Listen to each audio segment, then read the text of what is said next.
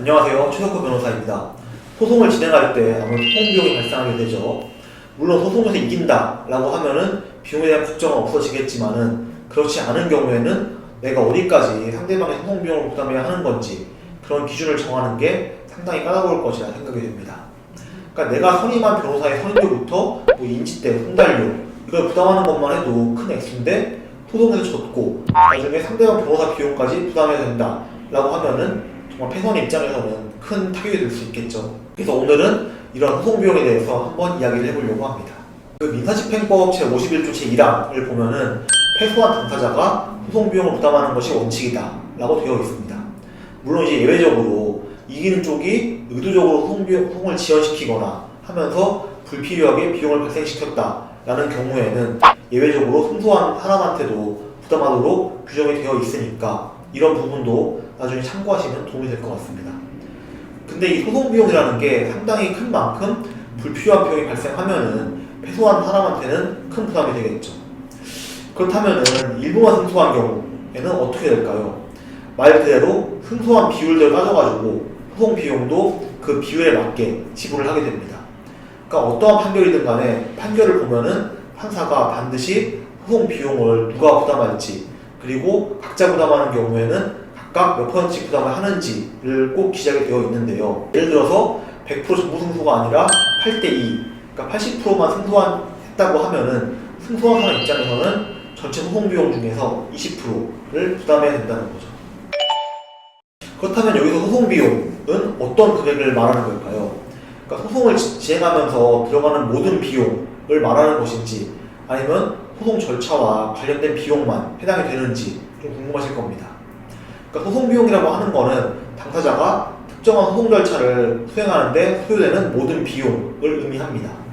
그렇기 때문에 소재기 이전에 소송 준비 행위에 소요된 비용, 그리고 소송 계속 중에 소요된 비용, 그리고 소송에 부수되는 절차에서 사용된 비용이 모두 포함된다라고 보시면 되겠습니다.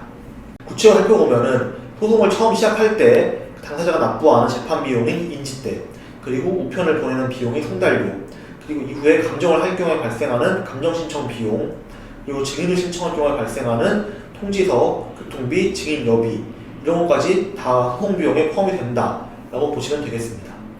그 외에 금융정보 조회 신청을 위해서 송달료를 낸다던가 아니면 공증을 받거나 소송을 위해 출력한 인쇄비, 그리고 법관과 법관 서기의 증거조사에 요하는 일당 여비와 숙박료 등 전반적인 준비 과정에서의 비용 역시 소송 비용에 포함된다라고 보시면 되겠습니다. 그리고 소송 비용 중에서 가장 큰 비중을 차지하는 변호사 보수 같은 경우에는 소송물 가액의 기준에 따라서 비용 산정 기준이 정해져 있습니다. 그래서 그 기준에 따라서 나중에 변호사 비용을 청구하게 되는데요. 보통 소송물 가액이 높아질수록 변호사의 보수도 역시 그 금액이 높아지게 됩니다. 이러한 소송 비용을 마지막으로 확정하기 위해서 소송이 끝난 후에 그 비용 확정 신청을 하면서 금액을 정하게 됩니다. 그 신청한 방법으로는 우선 소송이 끝난 후에 법원 창구 혹은 법원 사이트를 통해서 확정증명원 또는 송달 확정증명을 발급받아야 하고요.